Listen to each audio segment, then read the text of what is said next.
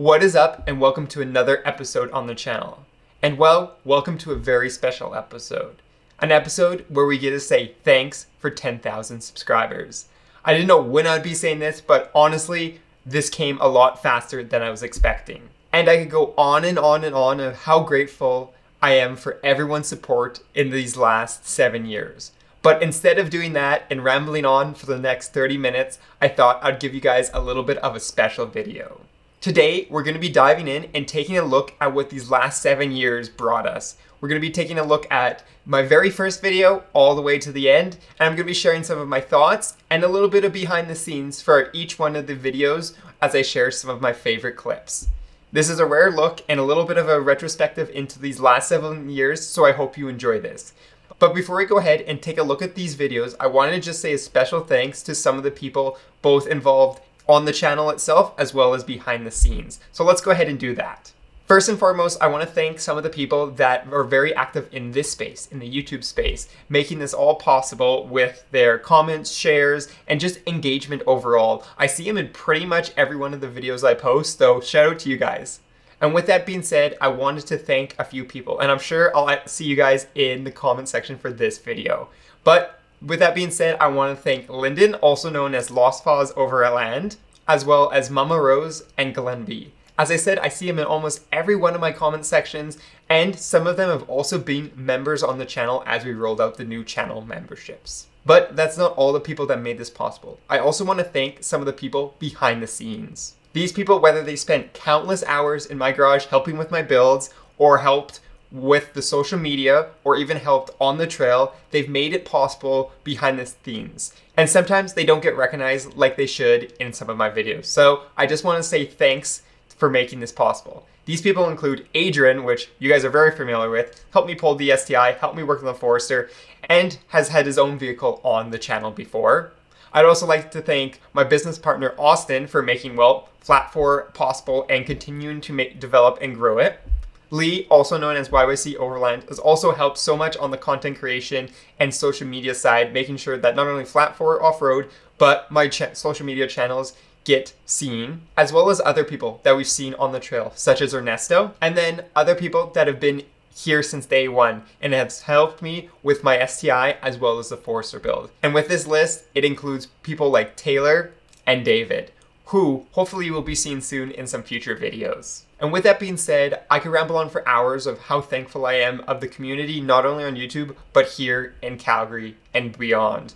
But we're not going to do that for this 10K video. I want to make it something special, so let's go ahead and jump into the videos. Unless you follow more of my personal page, you guys might not know this, but I'm a little bit of a data hoarder. I keep every raw video I've ever recorded. So that means from the first video I ever recorded to the last video I posted on my channel, I have all the raw clips. So that is exactly what we're going to be looking at today. So you're going to be seeing clips that you might not have ever seen on this channel. So with that being said, let's jump into year one of the channel. That is 2016. So if you guys have been around a very long time, you would have known that I started the channel in 2016. This was right-ish after I bought the STI. I bought the STI in 2015, December, and I started making videos in September of 2016.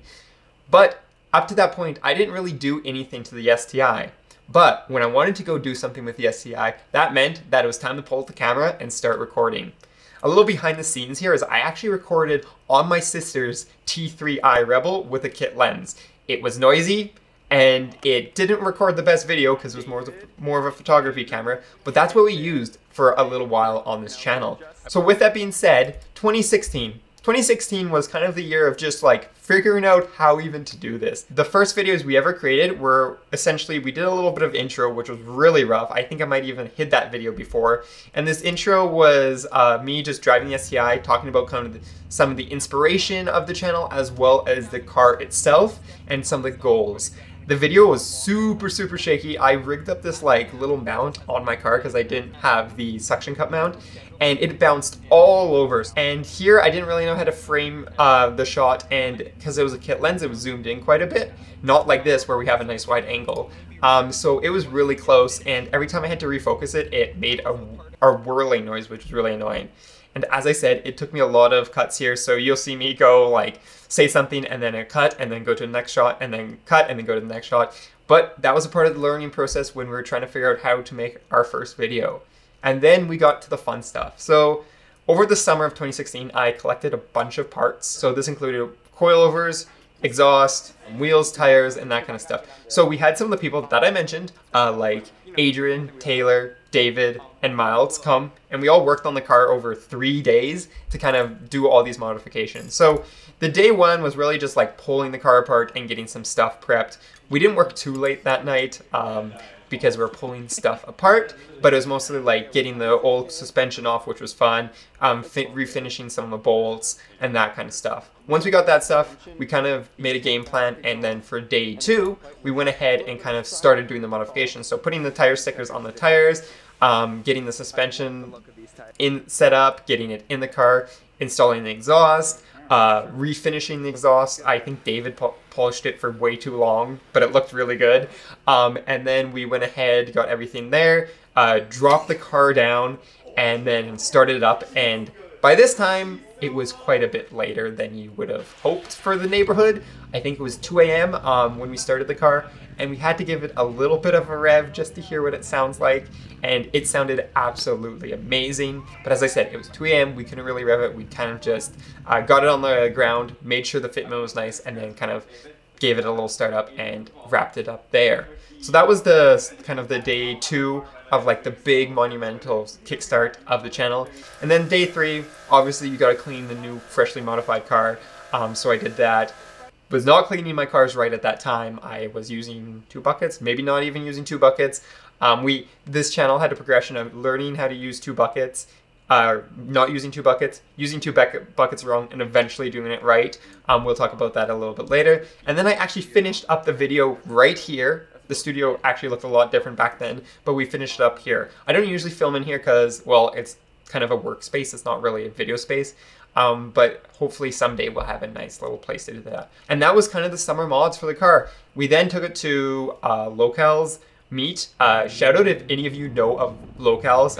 They do not exist anymore. Really cool group here in Calgary. Was one of the groups that kind of got me in the car culture. But we went to their summer send-off, brought the car, and then that was kind of the end of the fall. We kind of went into the winter, getting ready for the car to drive in winter. And then I also kind of documented my photography shoots at the time. So we had a really fun fall shoot. We got some really beautiful rollers of the car and some other cars. And then we also did a shoot in the fog where I got boxed in by cop cars. They didn't believe that we were just taking pictures of my car in the fog, but you can go check out the whole video there. It's really hard because I wasn't recording them for obvious reasons, but I did have the audio of that, and they were just very curious of why we were filming videos in the fog. But it looked really cool, and that was something that I worked on with Miles. Then other than that, we got my winter tires painted for the STI, did a dark gray on the original silver BBSs, and just cleaned them up. And then from there, as I said, it was just getting the car kind of cleaned up. I used coilover covers and I put my winters on. And then from working in the garage, that was kind of it for 2016. We jumped into 2017. 2017, the channel started to pick up a lot of pace here. So one of the big things is I bought a new camera. I bought the camera I'm using to this day. Actually, not this one. This is my photography camera. But the one just kind of hiding back here, my 5100. I bought that camera at that time. It had the kit lens, but that's kind of the camera I used at that time. So much better. It didn't have an autofocus issue, and it was a lot nicer to work with. Then we took the STI drifting. Drifting the STI was so much fun. We actually went ahead on Ghost Lake. First time ever being there. There was only one little track, and we took, I believe it was my car and David's Miata. And we went ahead and drifted around the track. That was a lot of fun. It was really fun to see the all-wheel drive work. And honestly, it was just a blast. Miles was out there again filming some of the shots. From there, it was, again, working on the car in the garage. We also worked on some other people's cars, like David's Miata. And then I had the fun part of working on rust on my car. That was kind of not fun. I learned that the car isn't as clean as I thought it was. There was some damage to the rockers, and it took me a lot of time to clean out the Bondo, clean that up, go ahead and kind of rocker guard it, and really I wanted to just prevent it from rusting any farther, and that's kind of what I did. So it took a lot of time, and it wasn't a blast, because you're going through a car which you thought was cleaner than it was, and it turns out it was not. But that was actually over 2 videos and not a great time. I also worked on some other stuff. I had an issue where my car battery decided it was going to call it a day, so I had to put a new battery in it. And then I also went out and hung out with some people, taking the car to downtown, and I did a couple edits there. This 2017 was where I did a lot of like cinematic edits, because I thought that's what the car channel needed. So that's what I kind of did back then. Would I do that again? Probably not. It took a lot of time to do these very cinematic edits, especially at that time when I was still learning.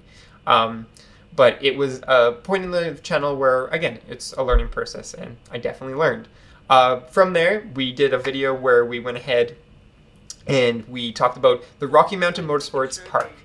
I was on a video saying, hey guys, we should get this built. This is how we get it built, whatever.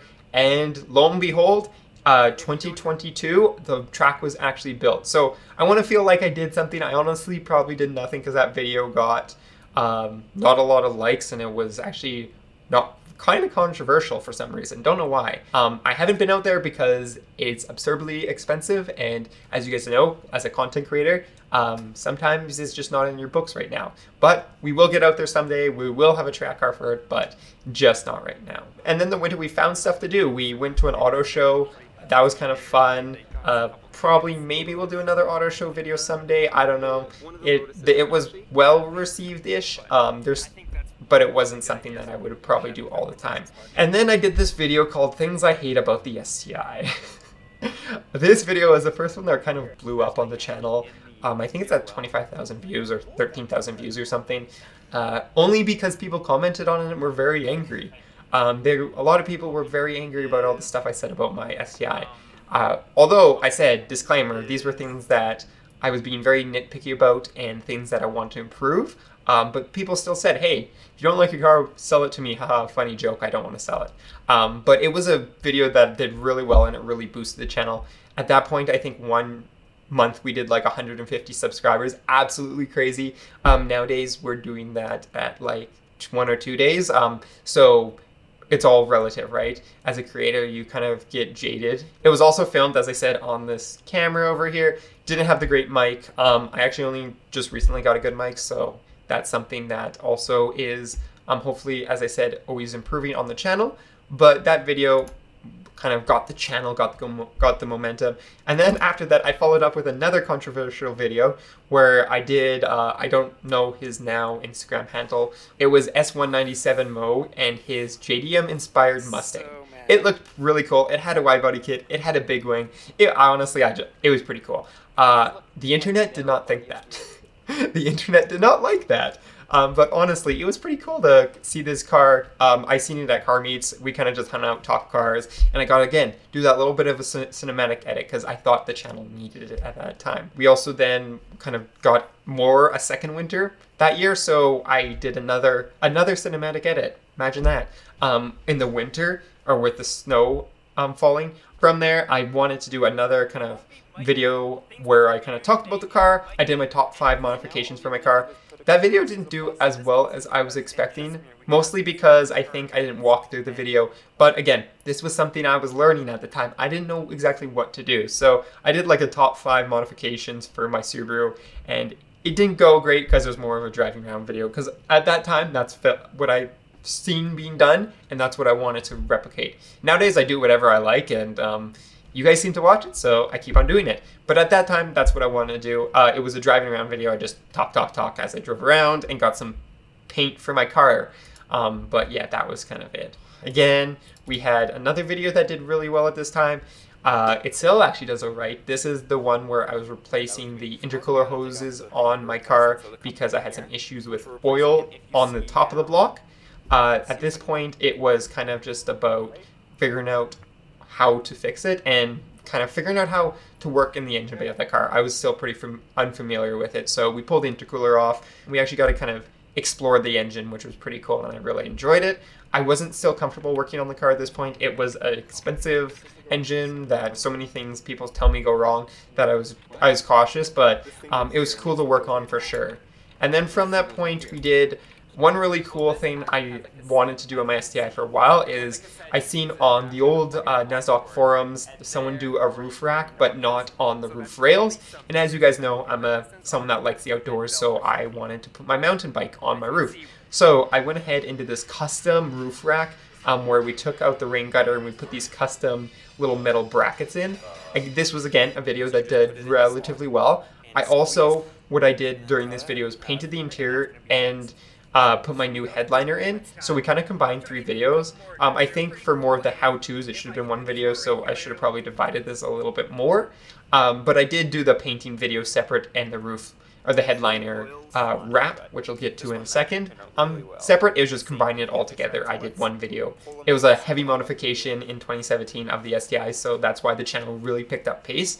So we did the roof rack install, and then we painted our headliner, or we didn't paint our headliner, we wrapped our headliner with this Space Galaxy fabric.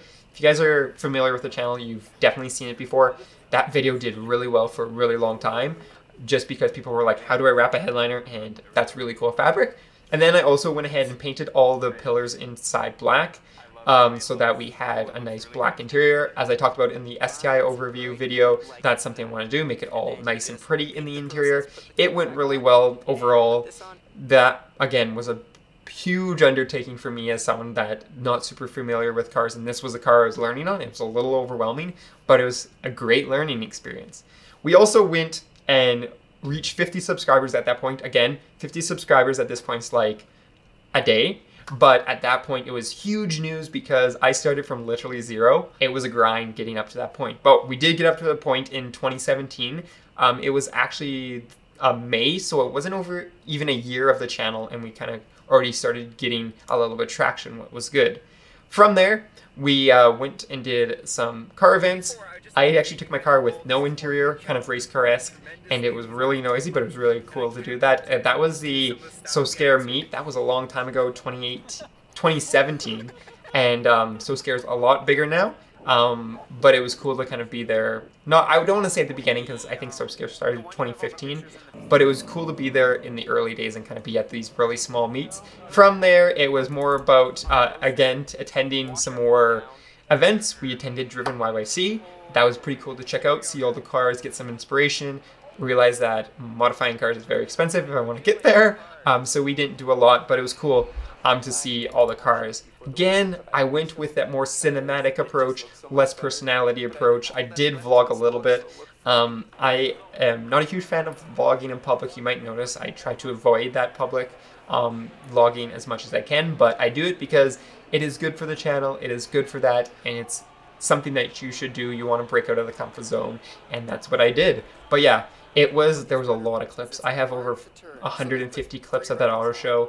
I wouldn't say this is the prime of Calgary car culture, but there's a lot of the big hitters like Kings Must Rise, Lost Royalty, as well as locals and stuff. They're kind of like, I don't want to say the OGs either, but the people that were there during where I got introduced. And then again, another car meet. I took my car to a lot of car meets there. It was really cool to meet some people and show off the car.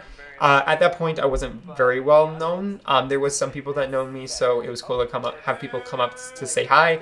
Nowadays, people do recognize the car and me a little bit here and there. I would get people driving by and being like, hey Chase, how's it going, whatever. So shout out if you do that, that's pretty cool. But car meets, and then we did, again, working in the garage, just kind of vlogging the garage. I do want to get back more into this, just working on people's cars. Doing some stuff to my car, doing the window tint on my car, kind of, I did a video on that. Again, that video got a fair amount of traction because people weren't happy with me tinting my car because it's illegal here, but it's something everyone does. So again, controversial videos seem to do well. And then back into the editing and cinematic stuff, we did a 2017 camping video where I went camping, took the STI camping. That was pretty fun. But again, it was just cinematics. It was nice. It was a really nice edit. I think it was one of my favorites for a long time. I had a handheld gimbal at that point, so I could get stabilized footage, and it was shot during golden hour. I started learning a little bit about more lighting and stuff, so I just really liked that. And then again, imagine that. We worked on the car for a little bit. We did a cabin air filter thing, which I learned my cabin air filter was absolutely destroyed. If you're watching this, go check your cabin air filter. But we just did that. It was a short little video, and then we put the first front lip on the car, which proceeded to get destroyed later on in 2018. And then we had the fun part of trying to diagnose the oil leak again because it got worse. This one, we actually figured out where it was. We found that the elbow in the PCV, so I did 2 videos of this. One of just kind of pulling the engine apart, the top of the engine, kind of diagnosing it. Again, super overwhelmed at this point, but it was really cool to do that, learn a little bit more about the car. And we went ahead and there was a rubber elbow that was cracked and it was just spewing oil on top of the block. So we went ahead, replace that part and replace a few little hoses in there because the PCV is supposed to be changed anyways. So we did that, got that all buttoned up, and that actually has helped a lot of people with this oil leak issue. Turns out I'm not the only one that deals with this, so I'm really glad that that kind of video could help people. And then from there, we went ahead, we actually did a really cool thing where we went ahead and got the car ready for its first show and shine. We did the chest mirror show and shine. We took the STI there. It was really cool. Definitely not the right scene. It was more like older cars, like vintage cars, and there's only a few JDM cars, but we were there. People seemed to really like the car for the most part, and it was cool to be at my first car show. But before that though, we went ahead and polished the car. We gave it a 2-stage correction and wax. Took us 2 days to do this, and we worked till 3 a.m. for the car show. That was then, it was at 8 a.m. the gates opened, so it was a rough day, but it was a lot of fun. We had Taylor hanging out, we had Jordan hanging out, we had so many people in the garage. Again, it's with a car, as a car enthusiast, we always love. So we went ahead, we worked on the car, we got my car done, we worked on David's, and then we worked on Taylor's.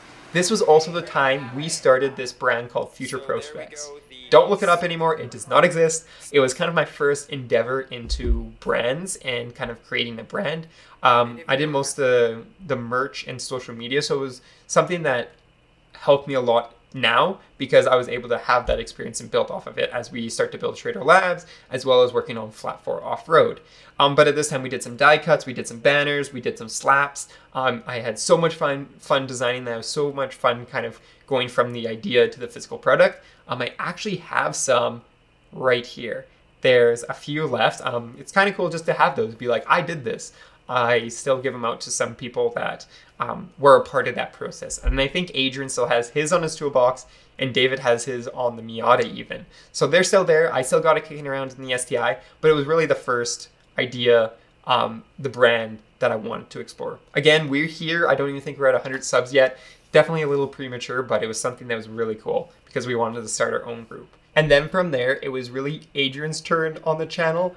So during that summertime period, Adrian actually went ahead and bought a 2006 STI. And just after that, like not even a month, I don't even think I seen the car twice before the oil pickup decided to just peace out. So we went ahead and got that car ready to pull the engine. We helped them pull the engine and kind of do that.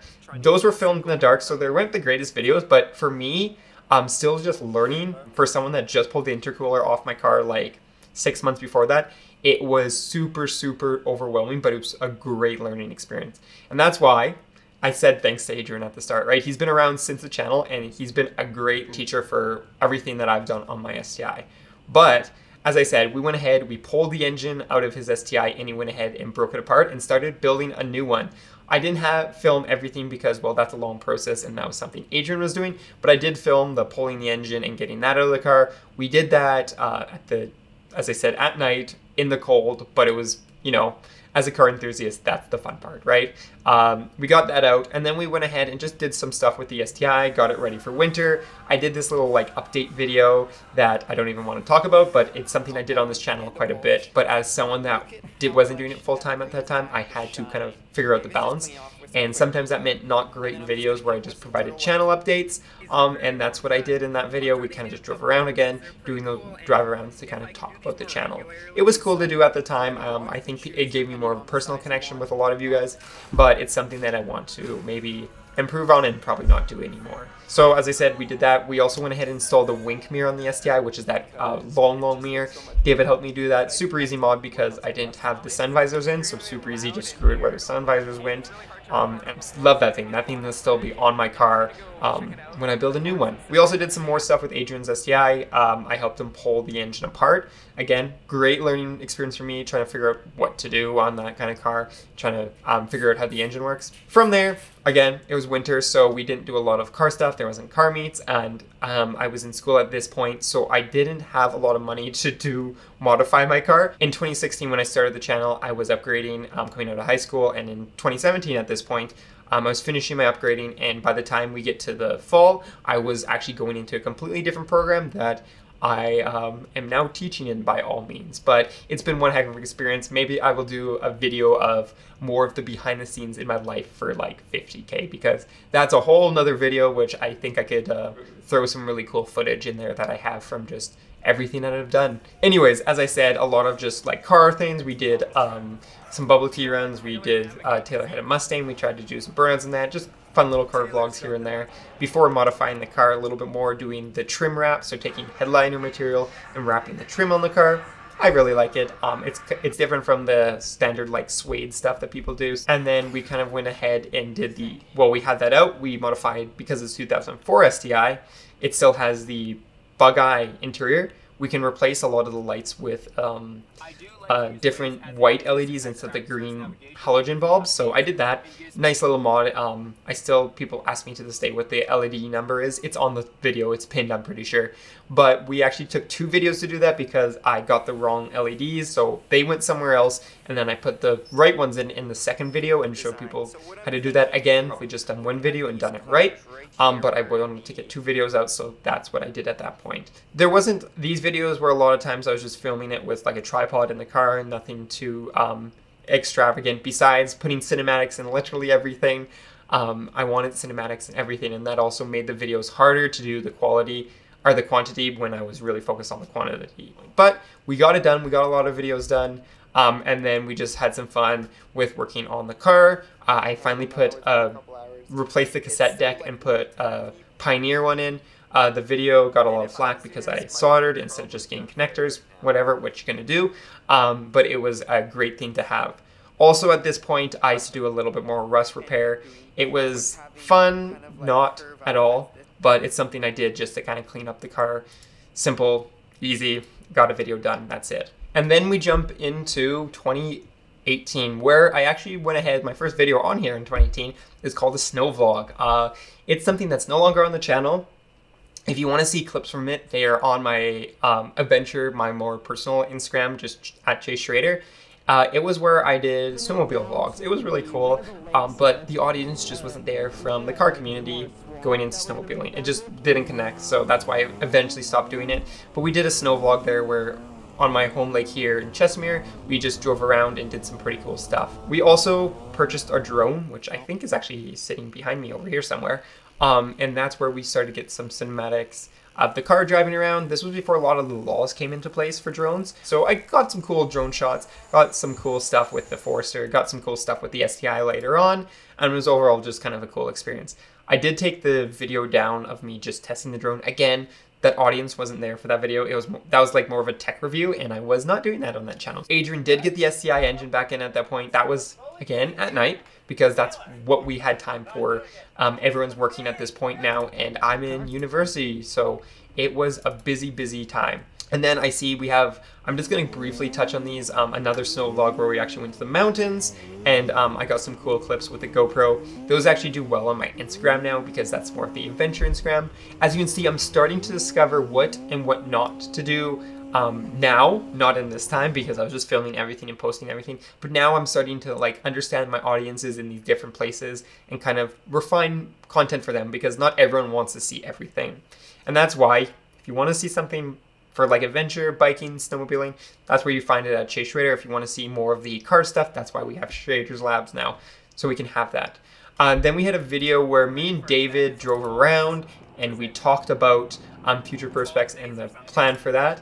I also in the winter had a hard time what videos to do, so I did like a cleaning interior video where I kind of walked through how to clean your interior to a T.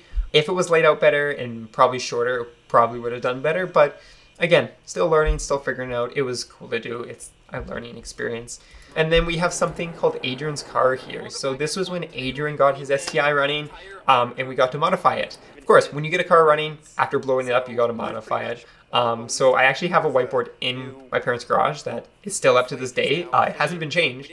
But we listed all the things we wanted to do. Adrian's car, he called it Snowflake because it was snow, I don't know.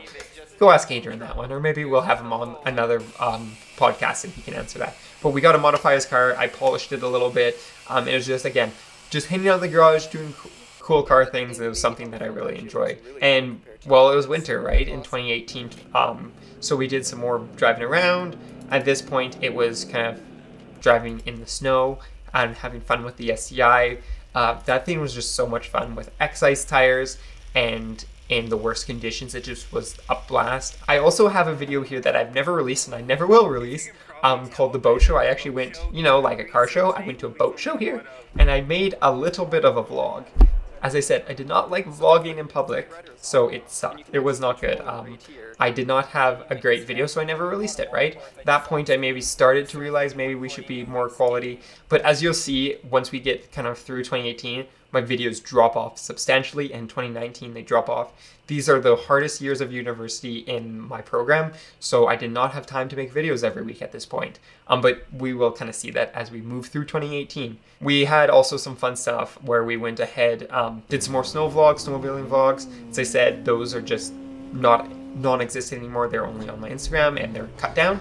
But we also had a cold start with the STI. That thing sounds so crazy when it cold starts. Even when it's warm, it sounds like a tractor. You can feel it in your chest. But in the winter, when it's idling at $2,000, yeah, it's loud. I absolutely love it. Neighbors hate me for it, but it's just the best. And then we went ahead, did some more stuff on Adrian's car. Again, we spent time in the garage working on the cars before we went ahead and went to Ghost. Ghost Lake, we took my car, Adrian's car, and Sean's 2016 WRX and had so much fun. It was fresh snow. The ice was really, really nice, and we just drifted around, had a lot of fun. I broke the front lip, or broke front lip number 1 on my STI at this point. Had so much fun in Ghost. Had the drone at this time, so I was able to get some epic drone shots. Again, these clips are still getting picked up by people like Subaru sharing them because, well, what's not to love about a 2004 STI sliding on ice sideways in the snow? I was expecting to do better. At this point, I think I started to wreck the algorithm. I started to lose my audience when I started mixing all these videos in here. So it didn't do as well as I like, but it was still an awesome time. It was a lot of fun for me as filming, as well as me as a driver. And I'm sure Adrian and Sean absolutely loved it too. But at that point, we also then kind of started getting into spring, where we had just, again, more snow vlogs, snowmobiling stuff. And then I had to really fill in the content there. So I did a video where I talked about what happened to my car on Ghost Lake before I did some stuff with a review on my media deck, which actually did really well. Some people, obviously, any video that's going to do well with someone that's young as me, I was in first year university, so as young as me, people did not like that I was creating content as this young with an STI. People just didn't like that dynamic, so I did get a large amount of people just not liking it. They were very angry in the comment section, but hey, it's engagement. What can I do? I can't complain about it. It's engagement. So I appreciate everyone that hates on my videos. And then there, again, it was about kind of filling in the content. I did a video where I talked about like keeping my car clean, what I do every week to make sure my STI is not falling apart when I am daily driving it in the winter. As well as I did a video where I talked about the daily driving an STI. This video actually did better than I was expecting for just me sitting in the car talking to the camera. But it was, again, one of those videos that it was just kind of created out of an idea. It could have had better planning at the end of the day. From there, again, we did more just not filler content, but it was like stuff like fixing the wheel chips in my car. So just like paint drop stuff. Another update video, imagine that. Working on the command start of my car, doing a first wash on my car, that kind of stuff. At this point, I started to learn how to wash my car better. Still didn't understand the 3-bucket method completely before I finally hit 1K. On the 5th month of 2018, I hit 1,000 subscribers. So as you can see, it was a little bit of a grind, but that was only going to be the beginning because, as you guys know, I only hit 5K like 6 months ago. So that 4K from 2018 to 2023 was a grind. But as I said, I wasn't creating videos as much, I wasn't creating as good videos as much, and I was really trying to fill the content, which was just a recipe for disaster. But hey, you live and learn. So I did a 1K video. That 1K video was kind of a recap of everything we did in a cinematic format. And then I also did a live stream with a Q&A where we did some Assetto Corsa. Absolute blast. We'll probably do that more now that we have the memberships, and the members can jump on a members only live stream, but that's something that I have not perfectly planned yet. And then we did more where we worked on other people's cars, working on the Miata again, getting the Miata clean, polishing the Miata, talking about future prospects again, that kind of stuff, which again, working in the garage is just a blast. Then the spring started to pick up, so we got to do cool car things. We got to go shoot some rollers of my car. Absolutely amazing shots. Again, Miles did that and shot some really cool shots. Before we got to go to some events, we tried to host a Cars and Coffee. Again, I'm sitting here at 1,000 subscribers, a car brand that has like 400 followers, half of them aren't local, and we tried to do a Cars and Coffee. Don't know what I was thinking, but you know, again, I would like to do more in-person events eventually, but it's something that we need more people for and something that will eventually come. And outside of that, we just went to some more car meets, did some more cool stuff with regards to working on the car, troubleshooting, you know, the standard car stuff, fixing like trunk lights. Before we ended up at Driven 2018. This was, I think, the last year I went to Driven. I might have went 1 year, I might have went 2019. This was where the car scene was really starting to change. I actually think this video got shared by Driven, which was really cool, but unfortunately their social media is in need of some work, so it didn't get the views that I would have liked, but it was cool to be kind of recognized by them. I decided it was time for another car. Got 1,000 subs, decided I needed to buy another car. Good thing I wasn't buying a car for every 1,000 subs. But I bought the Forester, so we did a little walk around on the Forester, talked about it. It was bone stock at that point, but someone did modify it or tried to and then reversed it to stock. That Forester had a rough life.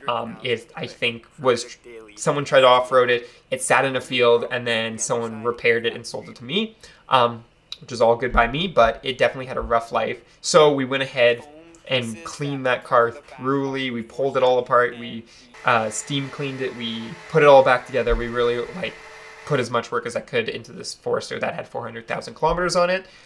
We also cleaned the STI seats. This was a lot of cleaning, spring cleaning, even though it was in the summer. I should have been going to meets and car races and stuff, but instead I was cleaning my cars. Also at that time we had a fair amount of maintenance to do. So on the Forester we had sway bar stuff. We had to go ahead and go to Pick and Pull and get some parts. We had to go ahead and clean other stuff. It was just kind of a how-to video. This is where I started to figure out the how-to video thing actually does really well. I didn't know that. I don't know why I didn't think of that, but my sway bar video when I talked about how to do sway bar end links, it did really well. And then we also kind of did some other stuff here. I also did a really fun video with Adrian at this time. We went ahead, took my exhaust, my modified car with the catless downpipe 3-inch turbo back, and Adrian's pretty much stock with, I think it had just a catted downpipe, and compared what those two exhausts sound like. So we did like a drive-by, we did an interior shot and all that kind of stuff. That was a really fun video to do. That video still does well because, well, people want to hear a car sound like. I did an interior clean on the STI again, kind of filler content, making sure that I had content. I also did a surfing video at that point and did like a little surfing edit. Again, audience wasn't there. I just wanted to make a video. Now I know it should be in a different platform. That's why it's on social media.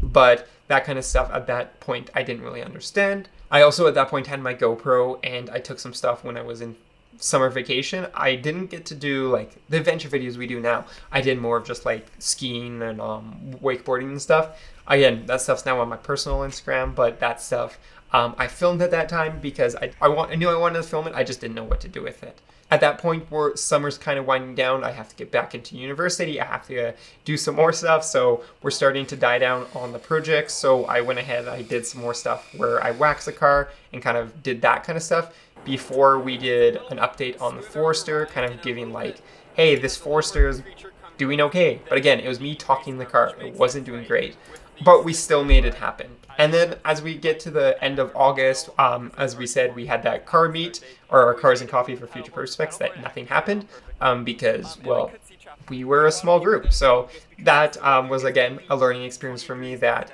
I wouldn't have got anywhere else. We also at that point had me daily driving the Forester, so I moved over from the STI to the Forester and just made more creature comforts for the Forester. I knew this winter that I would be storing the STI. I did make a very clickbait video where I was like saying goodbye to the STI, but I really was just putting it for storage in the fall, but we aren't there yet. I did some more videos where I really cleaned up the Forester, got it nice and clean. So I took the Forester down to Montana. Didn't do any adventures at that point, but it was cool to kind of, again, film some clips that I didn't know what they were going to be, didn't know what they were going to do, but still have that. And as I said, I'm a data hoarder, so I had every single raw video. And then finishing up August, we went ahead and did some work on the STI. I wanted to make a splitter, but at this point, I was trying to figure out like how to make the splitter, so I got the wrong material.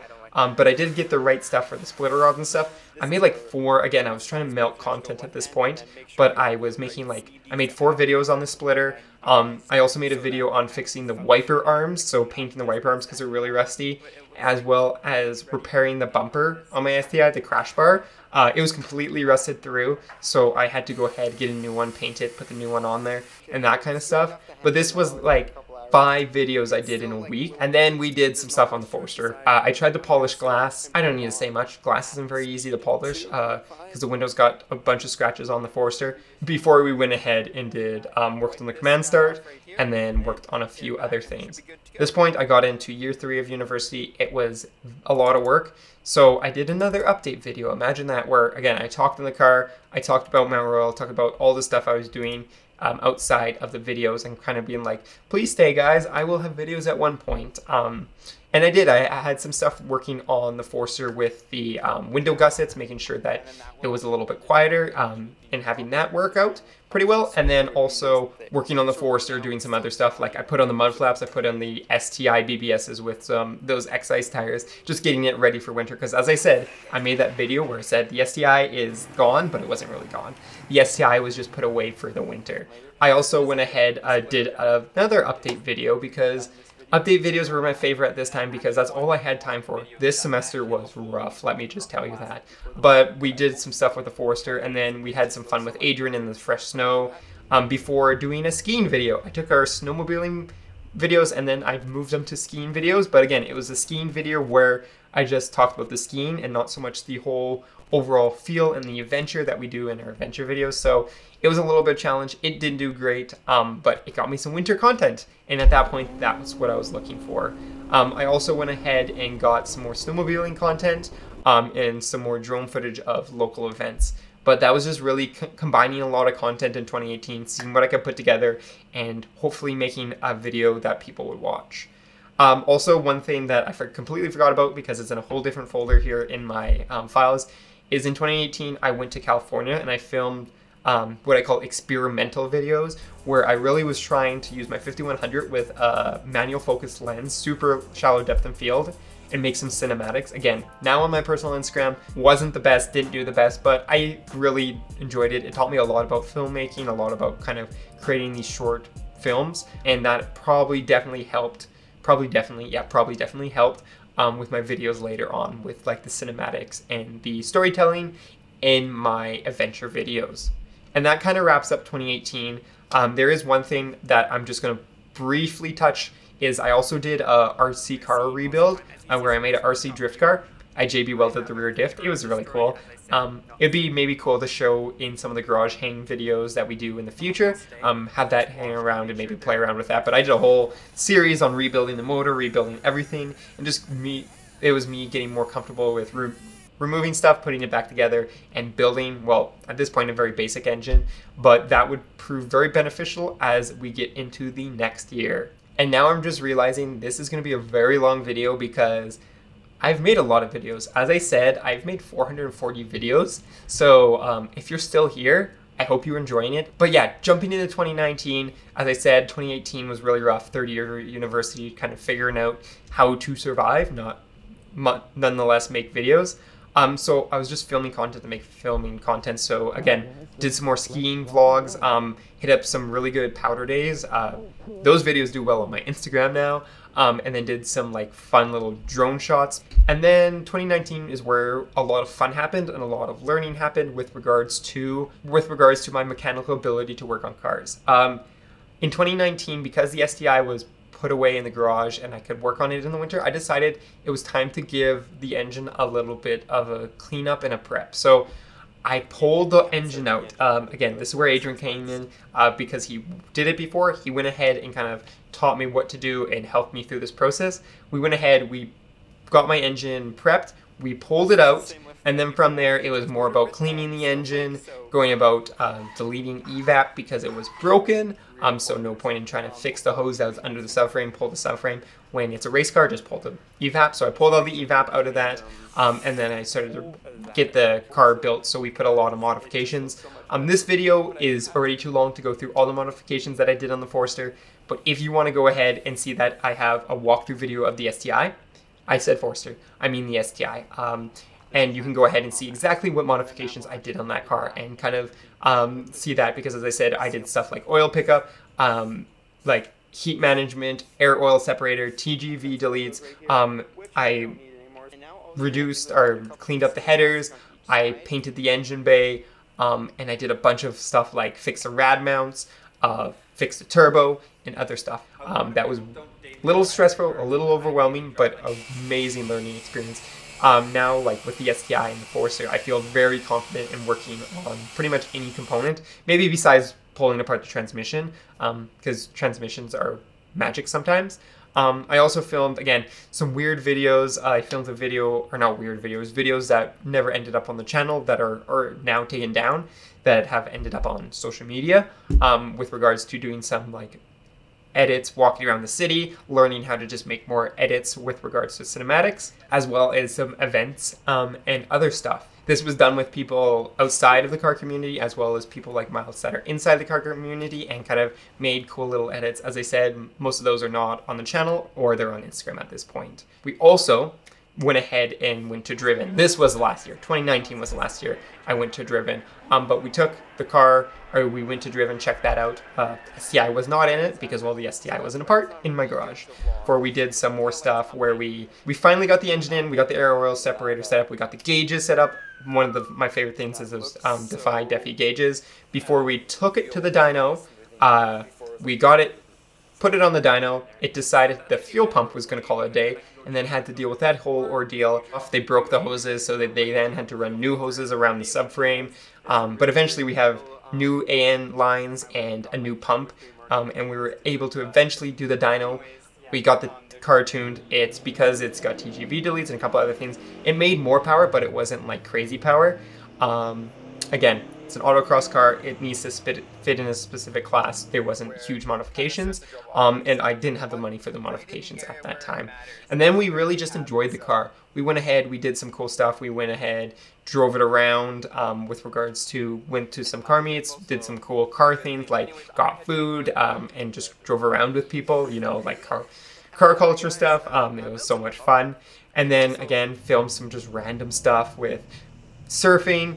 I moved my skiing videos to biking videos. I only did a few of those because those never really took off, because I'm really in the wrong audience at this point. Again, we went to Montana. We drove the Forester down to Montana, but I didn't want to off-road it because it was still on like those all seasons that aren't great. But we went ahead and did that anyways. And then, well, it got back into fall. I did not do a lot in 2019 summer because I was doing a bunch of stuff. We worked on that STI, and then I traveled a bit. And then I was also doing my internship, so I worked 40 hours a week. So I only had weekends to film and weekends to edit. So when I was doing my internship, I just didn't have a lot of time to make videos. So that also suffered. The channel only had like a video every month at that point.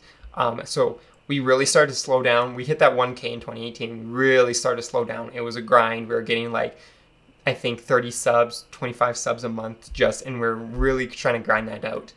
Before it hit winter, and I was then doing university and working at my internship, so I had zero time. So we actually just did a couple of videos with like David's car before doing, again, another update. We did a recap video of me talking in my car. This time we had some GoPro clips, but it was pretty much me talking in my car with a little edit, it's a little cinematic. And then at that point, I think I put the car away. It was November, and we put the car away after we did our little catch-up video. Yeah, I literally have a video here called Recap, and I have a video here called Catch-Up. Nothing really happened at that point. It was really slow. And then we jumped into skiing, sledding, and skiing and sledding. Those skiing vlogs as well as the snowmobiling vlogs, they were videos. And that's all I really put out for 6 months. And that really slowed the channel down, slowed the growth down. But it was something, as I said, it's a learning experience. I know probably shouldn't do that anymore, but it was good at that time for me to just create some content and kind of figure out where that content needs to end. So we ended off 2019 with like really slowing down on our videos and kind of just getting any kind of video we could get out there. It wasn't even car content at this point, so we kind of really struggled with that. But as 2020 kicked in, we really started to make a move again. We started to work on the Forester a little bit. I tinted all the windows in the Forester. I got the STI cleaned up, but this was in the winter, so didn't drive the STI. I was still daily driving the Forester. And then I filmed, again, more skiing, snowmobiling, and just random videos of like Calgary events and whatever. Before 4 months later, we got into working on the Forester again. I made another rust removal video. Welcome to Canada. We make all of these. So we did a rust removal video. We had a lot of rust to remove, so we removed the rust. And then we went ahead and worked on the roof. Probably, again, could have made this one video that just the whole process. But it had some great learning experiences where I learned not to paint black in the sun.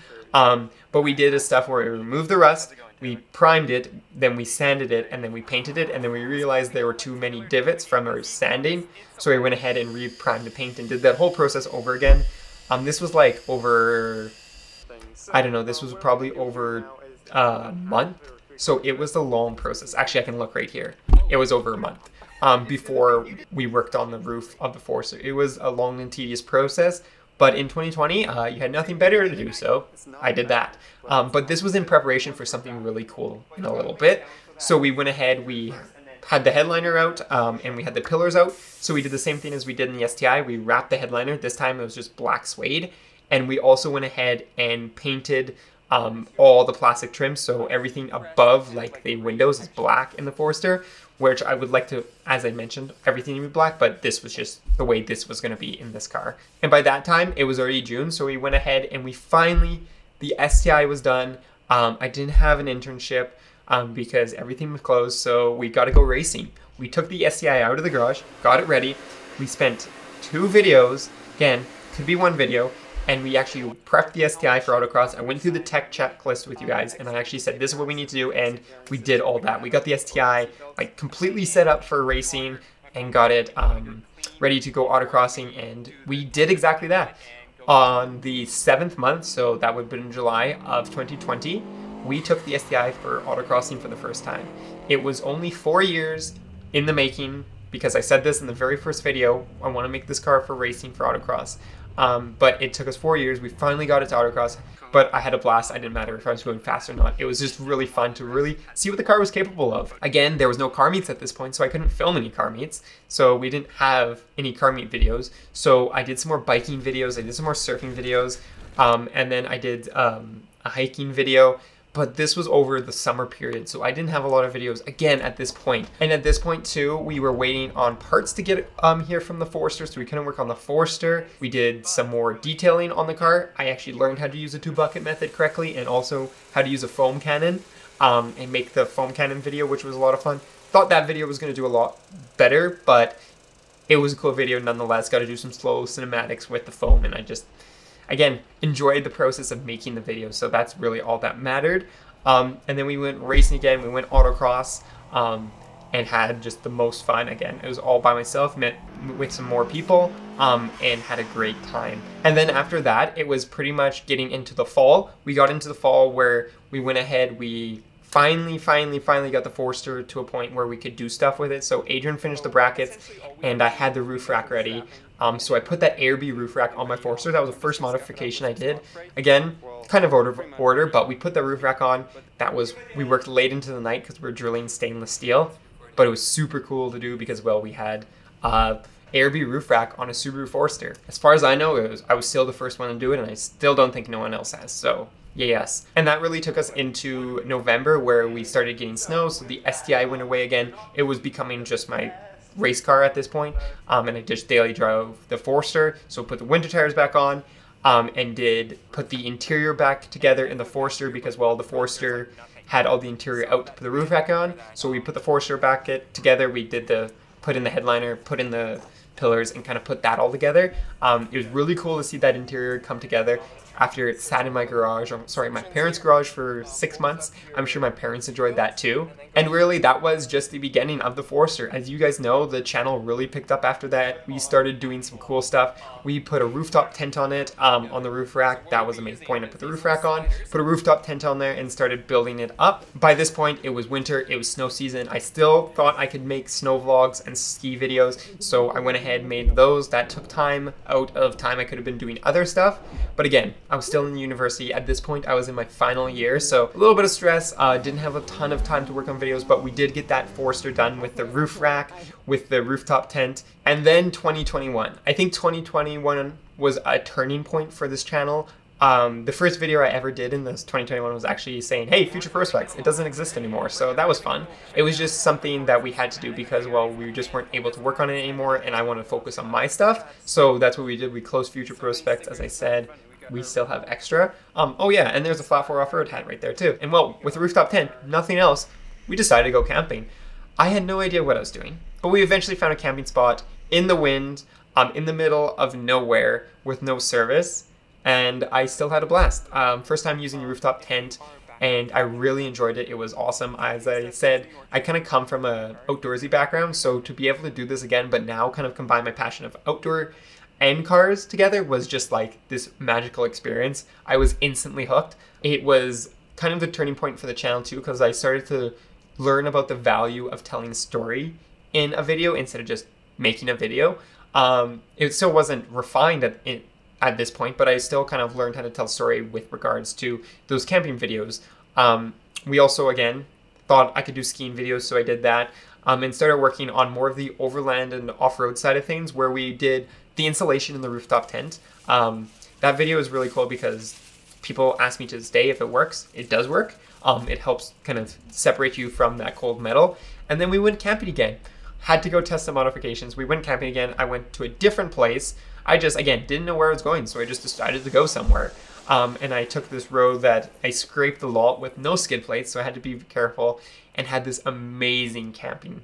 I camped alongside this frozen river. It was very, very cold, but it was amazing. We had this view of the valley down below, and we had these epic drone shots, and we had this epic trail into it. It was just the most amazing experience. I think this trip in particular is the one that kind of got me hooked into overlanding, but it still wasn't filmed great. I got better than the first one, but I was still learning at this point, and I'm still always learning, but at this point I would say it was very different from the videos I produce today. But I was really trying to, because those camping videos started to do all right.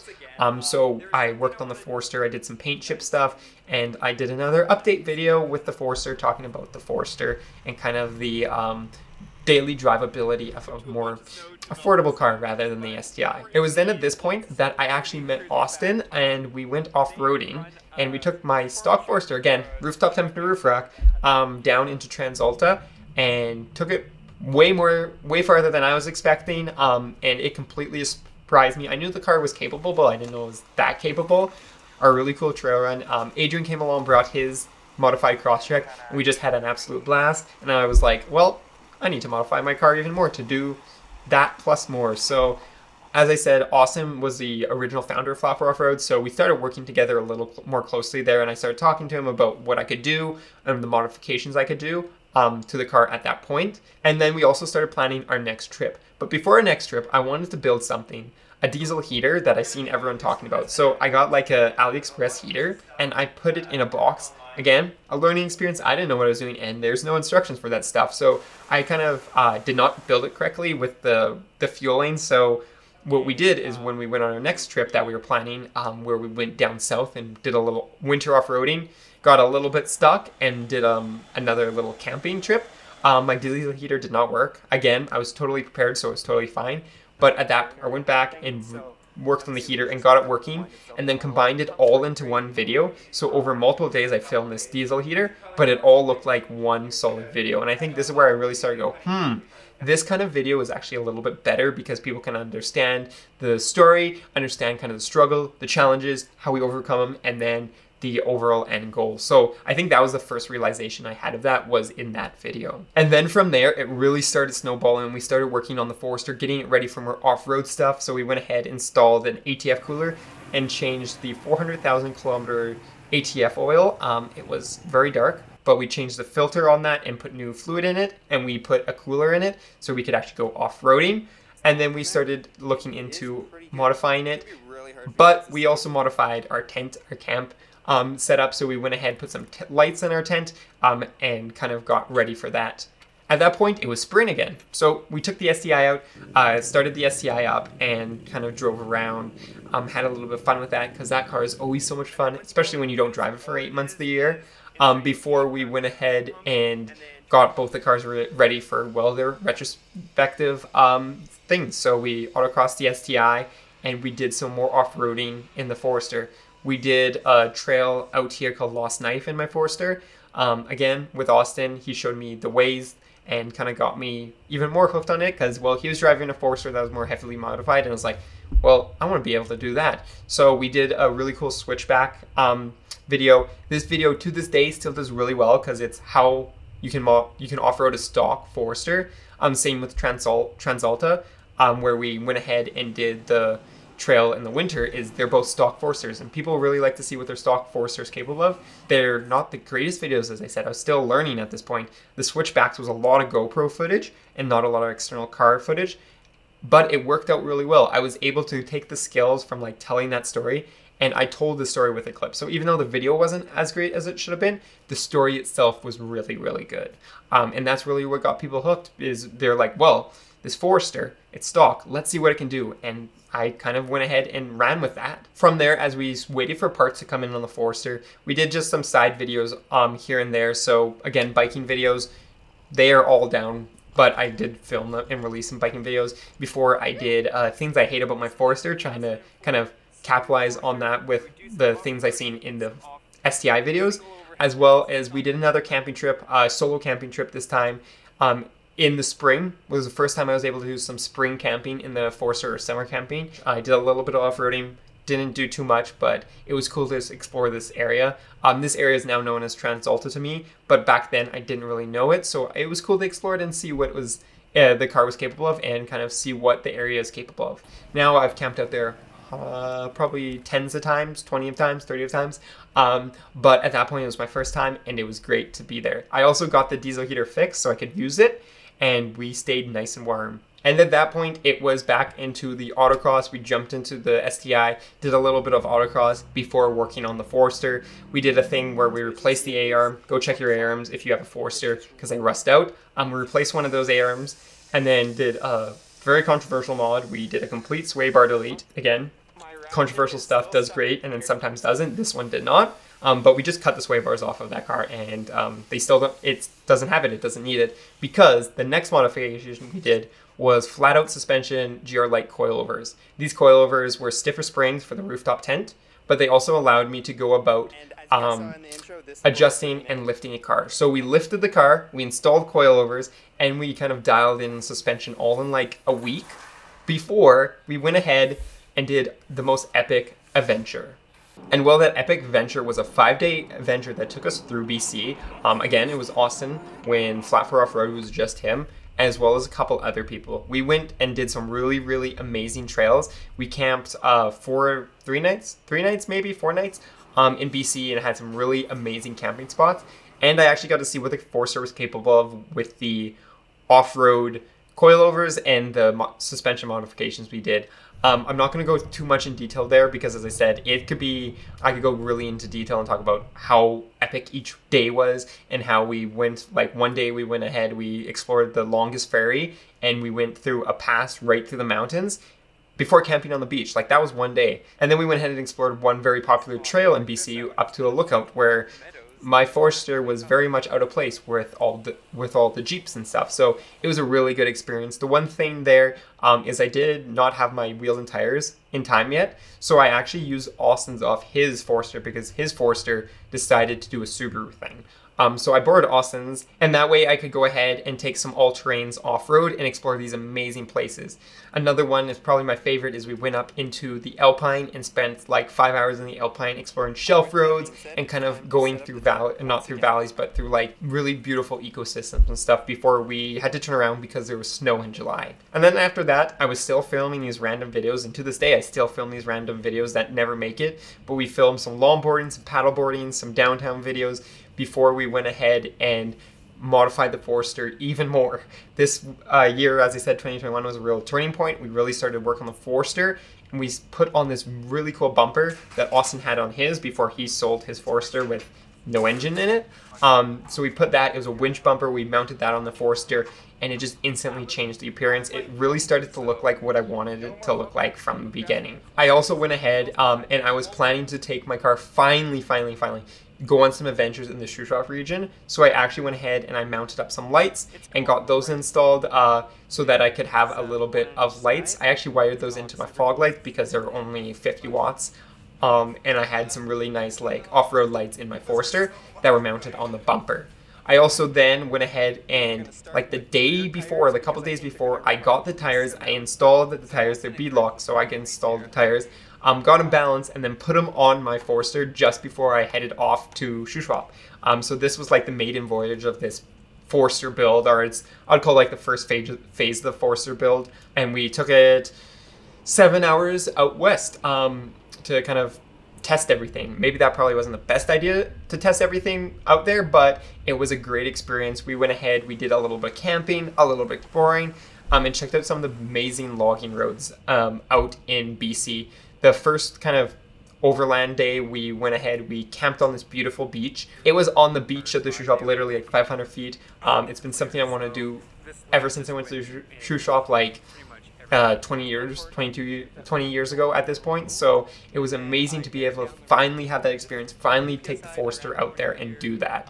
And then the next day we explored some of the logging roads. This was my first time with the logging roads. I made sure I was doing the radio calling at this point to make sure that I could actually like use these roads successfully. I also learned that no one else radio calls, it seems like, which is kind of disappointing on these roads where you're supposed to have radio control roads. But I was able to explore these amazing places in the backcountry, and I was like, well, BC does it right. I need to come out here more often. And that kind of sparked that for 2022 and 2023, exploring some of those absolutely fantastic places. The next day we went ahead, we camped on another beach. I didn't film that, but I filmed the exploration into the mountains, up some logging roads, up to the top of the mountain, and we actually found the spring that fed the falls for where I spent like the last 20 years of going to the Shuswap. So it was a really like all-encompassing experience, exploring logging roads, learning that the maps aren't always right, learning how to read the maps and kind of explore the backcountry. So in that video, we had definitely some challenges, but I think they were good challenges. They were great experiences because we weren't on nothing too challenging. And then at this point, as I said, this was my last year in university, 2021. So this was the summer. I was already graduated. I was already done. But I was already planning on moving into Vancouver at this point. So I wanted to get these videos out before I headed down into Vancouver for a year. So I filmed these Shuswap videos, and then I got back and I did some more fun stuff. I did a lot of biking at COP or Windsport here. Again, filming those, not actually releasing those, because then at that point I realized maybe these aren't the videos for my channel. But I had that kind of experience of filming and kind of having some fun before I left the province for pretty much a year. I also finally got time to really test out the Forester build and put it through its paces off-road. But that wasn't before I did, again, a couple of videos with the STI. We only went autocrossing once, but we did get to go do some detailing. I did a video where I did, again, detailing on the STI, and I shared a few tips and tricks. Again, more directed at one thing, so I think that's why that video did better. Before, I built this awesome little cabinet for my Forester to camp with. Even though I was leaving in a couple months, but I did this awesome overland kitchen with a sink, with a stove and everything, because after that 5-day trip, I was like, well, this isn't the most effective way to just put stuff on the back of your car. You need a way to kind of be quick and easy, so I went ahead and built that. I learned I am not someone that knows how to fabricate or do carpentry, so that was a little bit of a struggle. My drawings were completely off, but I did make it at the end, and as you guys know, I use it to this day. It is a great little piece for off-roading and some of our adventures. I also got to test the Forester at this time before I left and go do some really hard off-road trails where I actually used my winch for the first time. So Austin got to show me the process of winching the Forester because we tried a really hard trail that was a little bit overkill, I would have to say. Now it's easy, but for me, for someone that was just learning how to off-road, it was overwhelming, but it was an amazing experience. We did a trail out in McLean Creek, and it was like had boulders the size of my wheel that I was kind of crawling over, and we went with a lot of other like very well made bigger off-road vehicles, and everyone was impressed, including myself, on how well the Forester did on these trails. And it really, again, it's another one of those experiences that I think it just got me hooked, because I was like, oh wow, this Forester can do a lot, and well, it got me hooked. But as I said, I was getting ready to go to Vancouver, so I was just trying to get as much content filmed as possible. So then me and Adrian took his Crosstrek. This was the first time we took the Crosstrek on a little off-road adventure out to Wipers area, and we did a trail that we did way back at the start of 2021. We took Adrian's car on there, so he got a nice little off-roading experience, and I got to compare my car versus its stock form versus its modified form, and see, well, how easy it made everything now. Everything was modified, and it just made it look like it was a piece of cake. The suspension had so much down travel with the missing sway bars that things that I struggled on before, I just crawled over. And then with I put a basic skid plate on there when I put the bumper on, I had that protection that I knew if I was gonna bounce off something, I would have been fine. So it was just this really monumental experience this summer, learning how to kind of off-road and know what the car is capable of. But as I said, it was short. I headed off to Vancouver for my master's, where I did my master's in digital media. So I headed off to Vancouver and kind of explored that, again, filming some stuff out there, not for the channel, but more just for storytelling, for content creation, learning how to do that, before flying back for a month to go hike some mountains. We did some really epic hikes and go camping. Me and Adrian did a little more camping in the dark, went camping where I went out before, and I took Adrian on some more off-road trails, and we got to explore this really nice area that Adrian hasn't explored yet, so we got to do that. And just enjoy the experience camping in the Forester, because as I said, I'd be out in Vancouver, so I wouldn't be able to do that. But before I headed back to Vancouver, I went and did one more trail in McLean Creek, actually the same trail we did before, this time not needing my winch at all, and also first time meeting Ernesto, where he took his XT Subaru, which I thought was really cool to see a brand new Subaru doing the same things as I was doing. And he kind of showed what the new features that the Subaru has compared to mine, and kind of, as I said, I got to go ahead and navigate everything without a winch because I figured out exactly what to do and how to kind of control my car better through the last couple off-roading experiences, where Ernesto could just power over it with the XT. So it was a really cool video to kind of compare this not stock, very heavily modified old Forester versus this lighter modified new Outback XT, and see what the pros and cons were each. This video actually is still doing really well because, well, I think people want to see that, right? And that's actually why I do another comparison video in 2022. And speaking of 2022, after that McLean video, I got biking a little bit more, I got skiing, and I did actually release, these were my last 2 skiing videos at Lake Louise before I stopped making skiing videos for, not forever, but for this channel. And we jumped right into 2022. And speaking of 2022, let's talk about it. So 2022 was kind of an extension of 2021. It started to build that momentum on the channel to where we are now. But as I said, I was still in Vancouver, and well, I was really busy at this time working on my master's, so I didn't get to edit a lot of videos. So this is where the shorts kind of came in, is I started doing shorts, 1 short every week instead of 2 shorts a week. But I essentially went ahead and kind of combined all this and made a video a month. So I still was able to kind of follow this nice constant schedule. But from there, we did a couple videos in the winter.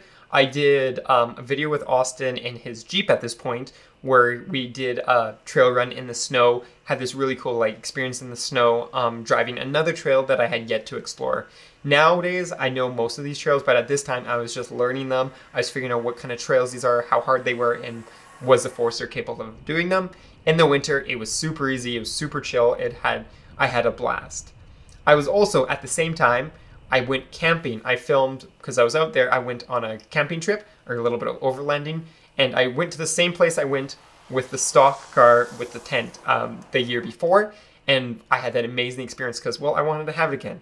The only difference this time, it was going to be minus 32. It was the coldest ever camping experience I had. Did have the diesel heater. It kept me a nice toasty 12 degrees in the tent until 12 hours into it, my battery pack finally gave up and I had to spend 2 hours in dark and cold. But it was a great test for the diesel heater. It worked absolutely amazing. And it was a great test for the Forester. The Forester was just a blast in the snow. I made everything look easy. I'd had no issues. And with the winch, I wasn't really worried because I could pull myself on a tree.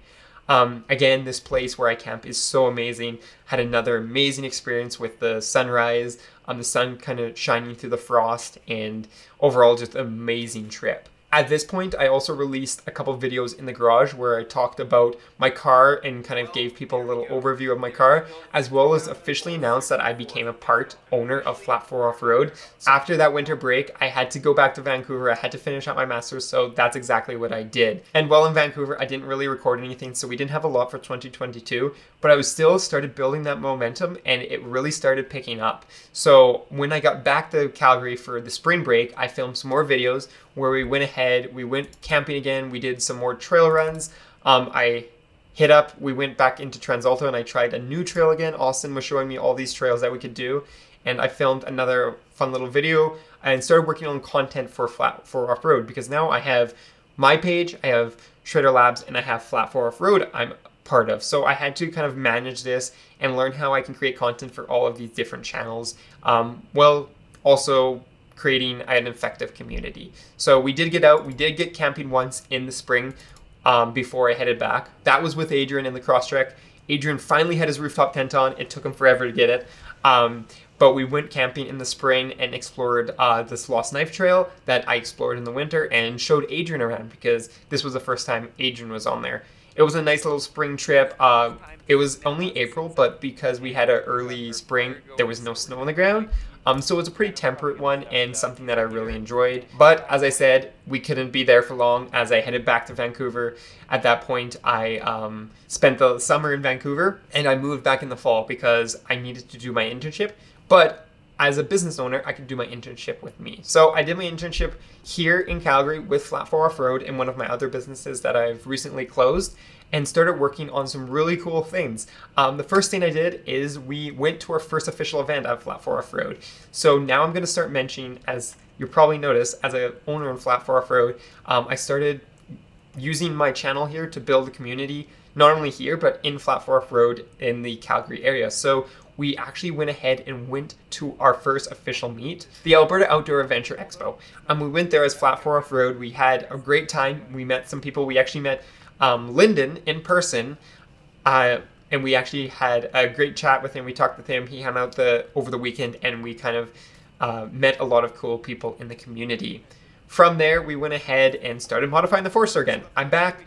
I have my internship. I'm making a little bit of money with some of my side jobs. I can go ahead and start modifying the Forester. So I did something really cool. I put a snorkel on. So we cut into my Forester. We installed the snorkel, not for the Forester. It was for a different car. But we actually went ahead, heated up, bent it, and got it on there and all ready to go. And then at that point, we also did another modification where we went ahead and put the onboard air so I could fill up my tires with an ARB compressor, something that's rarely seen on Subarus, but something I wanted to do. So we went ahead and did that. I also walked people through because I've been adding skid plates, I've been adding stuff.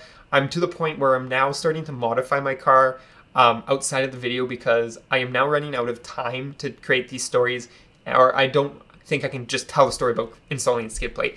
I want more. So I started these more informational videos where I started going into the details and talking more about the actual information that was going on rather than just doing a vlog. So I had these like story videos and then I also had these informational videos. So I started to really refine what I had on my channel. And well, with that, we were back off-roading. So we went ahead and we took on some more really cool trails. We did all of the Lost Knife Trail to the point where it gets really challenging. I was able to kind of sneak my way around the line, and that was a ton of fun. I really enjoyed, like, that was really pushing it to limits, pushing both me as a driver as well as pushing the car to limits.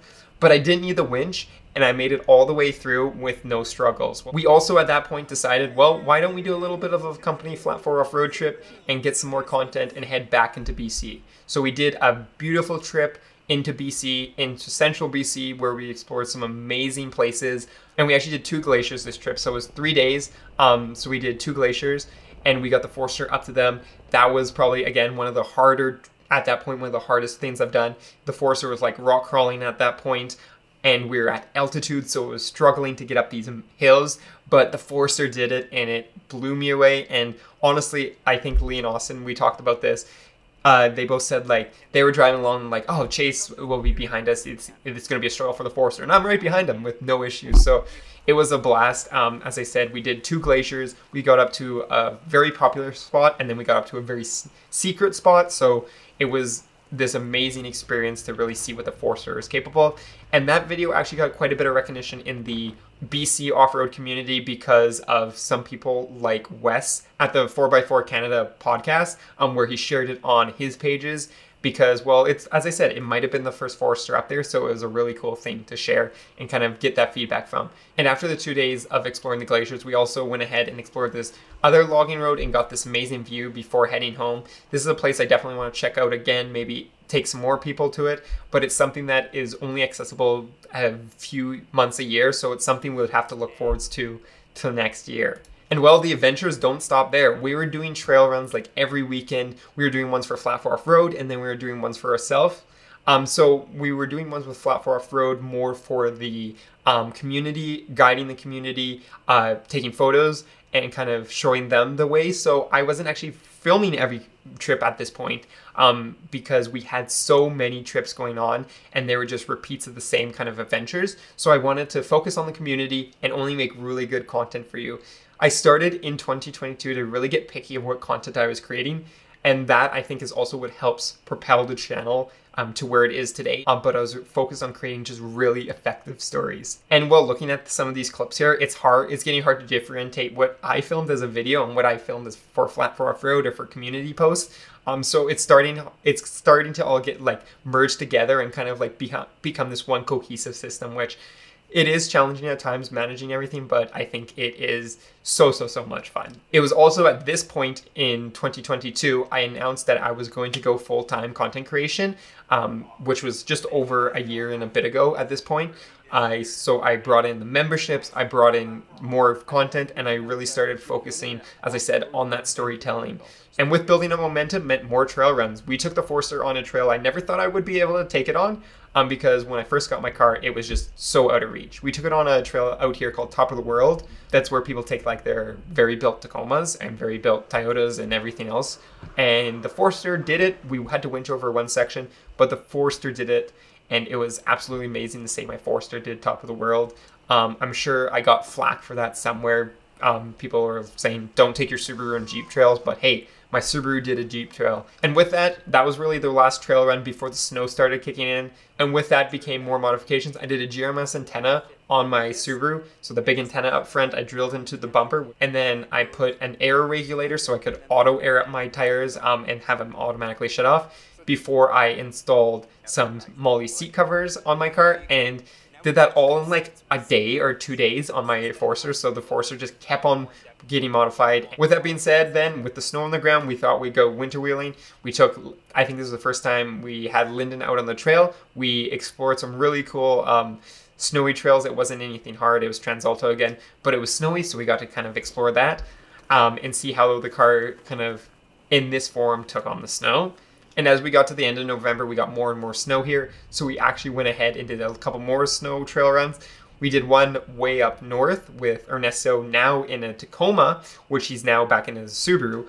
But he had a Tacoma. We did some winter wheeling there, exploring some new areas again, new to me, and just having an overall good time. But the adventures don't stop there, because just a couple days after that, we went ahead and did the end of Transalta. So Transalta in the winter, you can go past the falls where everyone stops, and we took it all the way to the end. We took the Forester to end.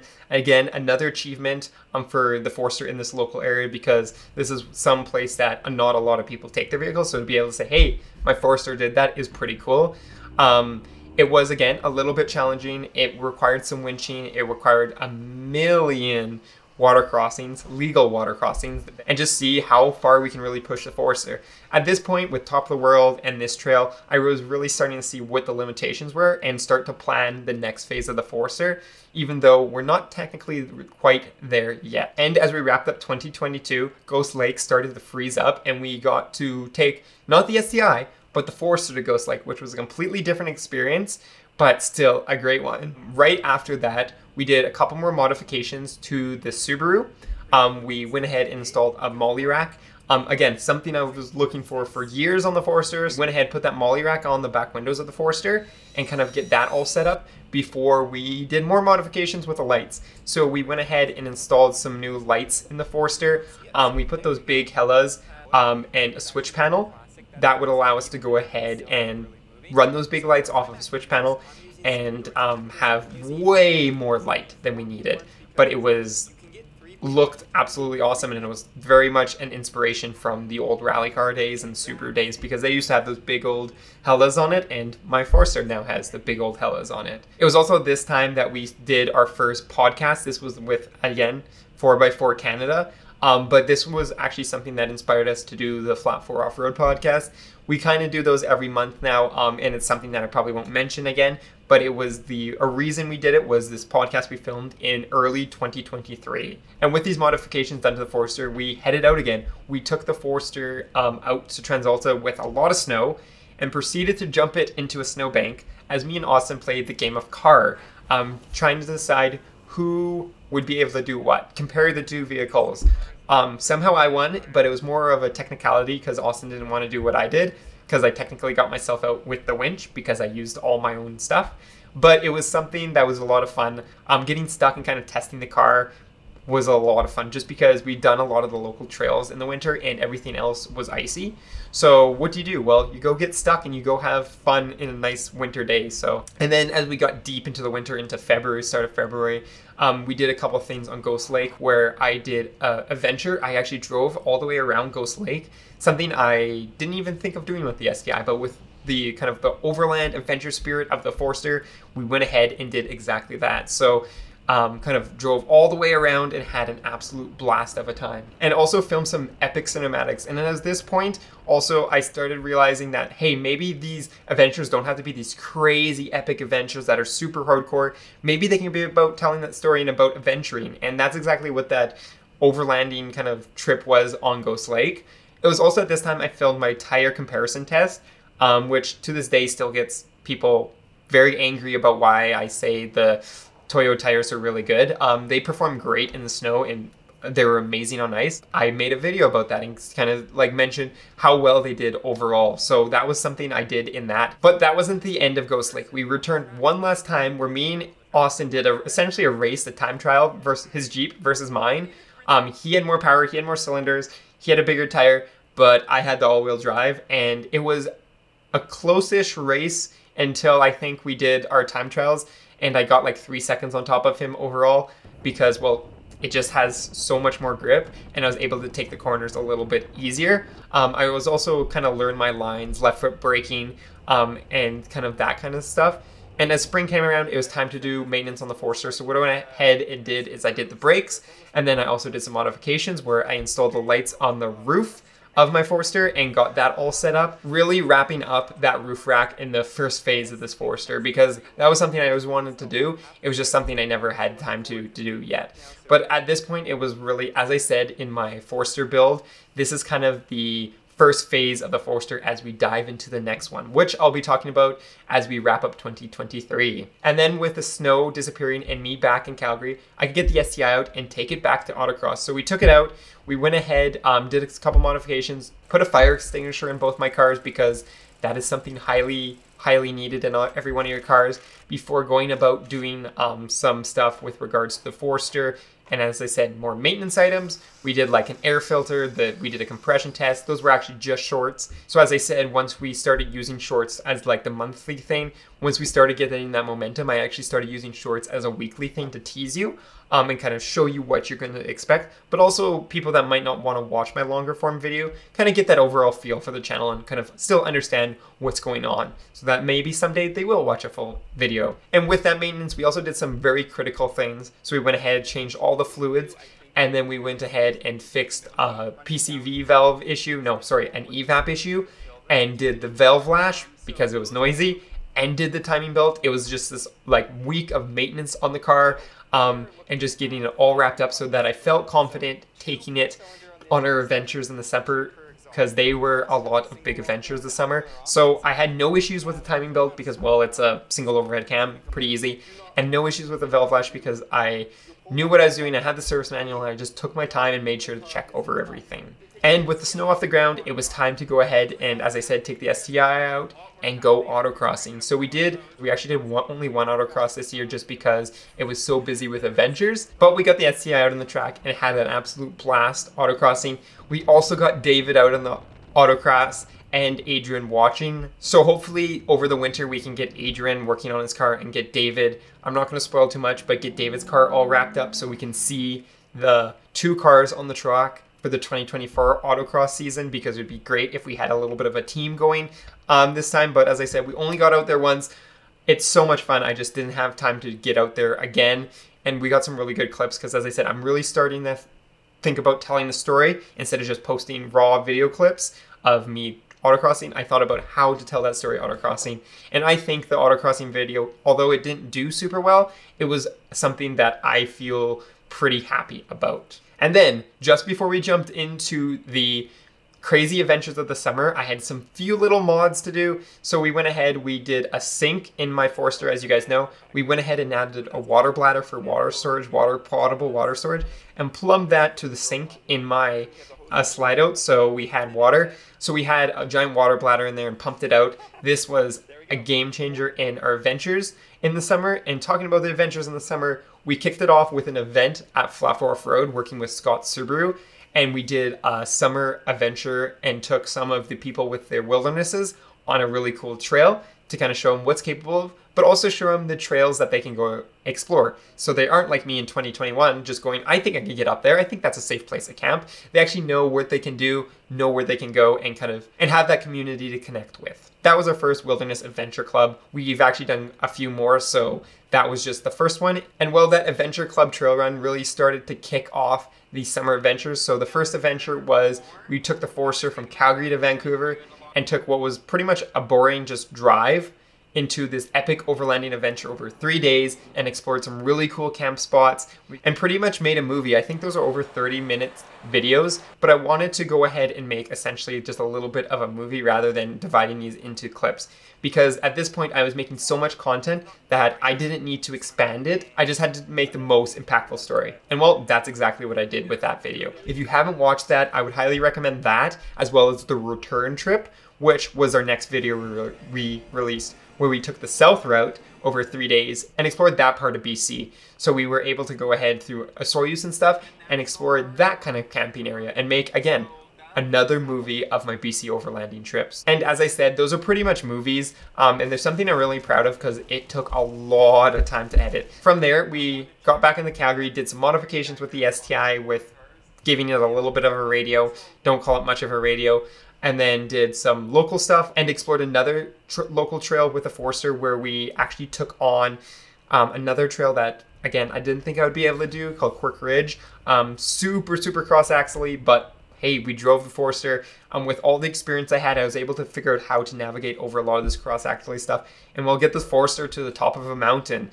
It was really cool to see the Forester kind of take on this cross-axle stuff, get some amazing photos, see Austin take his other Forester on this trip, and then also get to the top of the mountain, be able to, once again, check off that local checkbox and say, hey, I got the Forester up Quirk Ridge. And then once again, we headed back west, we headed back into BC and did another Calgary to Vancouver trip. This one not going so well, where we explored a lot of the logging roads on the side because the highway was closed.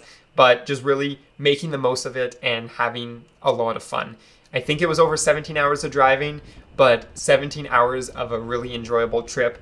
I'm finding some really cool spots that I want to check out in the future and maybe make a whole episode or a whole couple episodes on this one area we found. And then finally making it into Vancouver, we met up with a Vancouver Subaru Club where we got to go on, once again, another really, really cool trip where they showed me some of the local trails there. And while these weren't really hard trails, they were more like the logging roads, they were some really, really amazing spots, way out in the middle of nowhere. Like we're talking, you drive through the pass and it's a two-hour drive through the pass, and all of a sudden you're in this little town that has one restaurant and you're camping another half an hour away from it.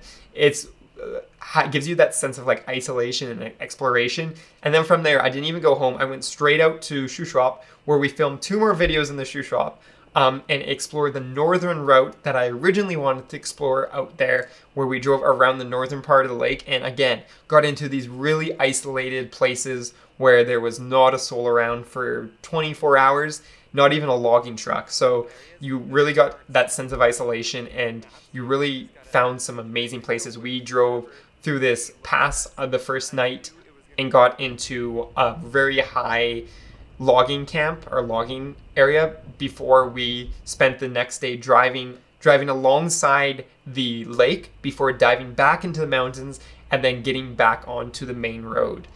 It's something, as I said, I want to definitely check it out. I want to spend more time out there because we actually spent so much time on one road that we didn't get into camp till the dark the first night. And while all this adventuring eventually took a toll on the Forester, where we had our wheel bearings really, really need repairs, so we went ahead and changed our wheel bearings on our Forester, all 4 of them, which again, at this point, I felt comfortable doing it on the Forester. It was just a very tedious process, but it was something that honestly, at this point, was no problem at all working on the Forester. And then finally, to wrap up the summer, we headed down to Montana and explored some of the areas there. As I alluded to way before, we actually were in Montana with the Forester, so to be able to take the Forester down there, modified, and be able to camp on this amazing beach area and explore some of the trails there.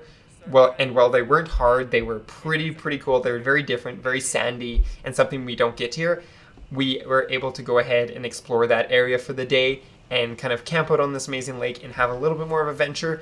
And actually, I put some paddleboarding in there because I started to use that in my storytelling, use that whole adventure and kind of incorporate that feeling of adventure into the whole video. And with that last adventure in Montana, that was pretty much it for the summer as we headed back to Calgary. And during that time, we also hit the 5K. As I said, we were doing a lot of adventures during the summer and these just started getting picked up more and more. We were gaining subs like I'd never seen before on the channel, and really causing us to, well, go from that 1,000 subscribers to that 5K. We hit 5K at the end of the summer, and I made the announcement before we went ahead and I did that Q&A, and I said, oh, it will be a while before I do another 10K video, but let me know down below.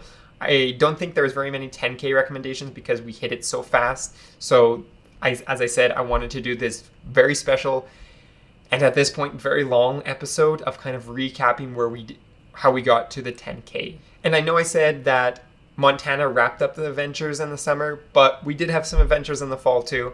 In the fall, we headed back out to Vancouver for the Vancouver Subaru Club meet, where we brought Flat 4, we brought some of our customers, we brought some giveaways, and we met the community out there. Because as I said, we did a little bit of a trail run with a few of members, but we really got to introduce ourselves to the Vancouver community out there and check out some of the builds in the growing outdoor community, which we're kind of playing a part of supporting. So we attended the Vancouver Subaru Club meet, had a lot of time. I did a little bit more of a behind the scenes kind of storytelling video, kind of showed what happens when you own a company like Flat 4 Off-Road and run events like that. And after that, we eventually headed back into Calgary, where we had a not so great thing happen in Kamloops. The tire decided to go kaboom, and we got a camp on the side of the road. And while it was stressful at the time, it was something, as I said, it was a learning experience for sure in that video, where I learned, well, maybe I should have another spare tire at all times, even if I'm just driving the highway or something like that. Because you never know what's going to happen. But it happened probably at the best time it could have, so I got to be thankful for that, because as I said, I definitely learned from it. And now we're pretty much at where we are now in the fall and the start of the winter of 2023. So I did release kind of a recap of my vehicle builds because, as I said, they're going to be changing a lot. So we did a walk around of the Forester and a walk around of the STI, showing every modification I've done to it because they might look different after this winter. So I kind of wanted to document that and also show you guys, because a lot of you were asking questions about modifications or specific things I've done to these vehicles. So I kind of wanted to be able to have that information out for you guys before everything changes. And speaking of changes, we also had another video announcing our new channel memberships with new perks. Something that I did launch at the start of my YouTube career, let's say 1 year ago when we started doing this full time, but something that I wanted to kind of improve and something that we improved with this video and kind of discussing the new things on our memberships. And with that video, that is pretty much where we're at now, here in the studio making my 10,000 subscriber video. And well, that very long 10,000 subscriber video. So I'm going to be wrapping it up now because according to this, I've been recording for 2.5 hours for you. I hopefully can cut it down a little bit, but if this is a 2.5 hour video, I hope you guys enjoyed this full walkthrough of the channel. And if you stayed throughout the video, I gotta thank you for that because that is some dedication. And your dedication will be rewarded because I'm gonna give you a little bit of a sneak peek of what we'll be seeing in the channel in the coming future, hopefully in the next coming months. So the first thing, as I said, is the cars are gonna be seeing some huge changes where we're actually starting to work with some partners to go ahead and build phase 2 of the Forester, where I can hopefully spend extended periods of time on the road with it. And we're going into phase 2 of the STI as well, taking its kind of daily drivable thing into, well, a full race car. That's the first time I've said it on the channel. We're going to make the STI a full race car. We're going to make it classable. So we're going to make it classable in autocross. So I have actually the rule books right here, and I'm going into what I can and cannot do to make it fit in specific classes, but we're going to be making the STI a full race car and making it classable. And to make that all possible, we'll actually be hopefully working with some partners.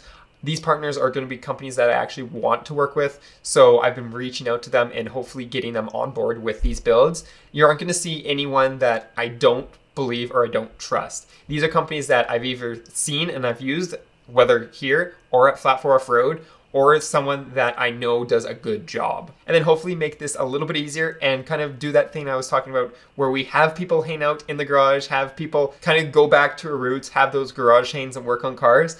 We'll hopefully have a garage that's not my parents to work in very soon so that we're able to maybe even have another project car in the future and kind of be able to go back to our roots. And then the last thing that I wanted to give you a little bit of sneak peek of is, as I said in the membership video, we also be launching a product line soon for Schrader Labs. This is kind of in the roots of the kind of JDM car culture scene. I'm working on some inspiration. I'm actually working on some other stuff for the cars for that, but that is going to be what Schrader Labs is all about. We're going to have some product lines. We'll also have some collaborations, probably with some cool creators, as well as Flat 4 Off-Road, and probably expect to see that in the coming quarter of 2024. And finally, before we close off this video, I just wanted to let you guys know that the memberships are out, they are working, and we do have people signing up for them. So you will see perks start rolling out.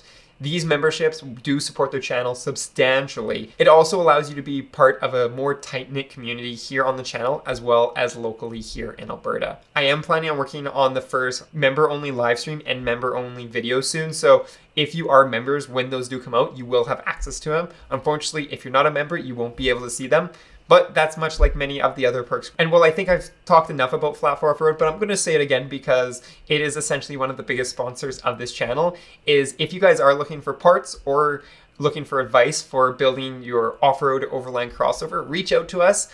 We also have merchandise for the people that maybe aren't looking for parts, but are still wanting to support Flat 4 Off-Road. We got some North American made hats. We also have some, these ones are actually made purely in Canada, as well as some really fun stickers and t-shirts, and we'll be obviously increasing that as we go. So go check out Flat 4 Off-Road if you haven't. And then finally, to cap off this very long video, I'm going to just say it one more time. I can't thank you guys enough for 10,000 subscribers. I am beyond words of what we've been able to achieve these last couple of years. And I'm really looking forward to, as I said, I have so many things in the works for the future that I can't wait for you guys all to see them and will be a part of them. That is going to wrap it up for today's video. So I'll see you guys in the next video.